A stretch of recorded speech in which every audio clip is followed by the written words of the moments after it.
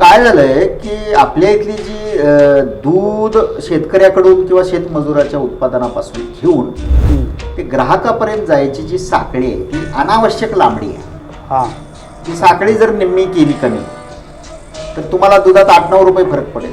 बरं, दूध संकलन केंद्रामध्ये होणारी काटामारी आणि मग फॅट चोरी याच्याबद्दल तुम्ही काय सांगा? आमच्याकडून किलोग्रॅमवर दूध खरेदी केलं जातं आणि त्याची पुढे विक्री केली जाते ती लिटरवर. बरं.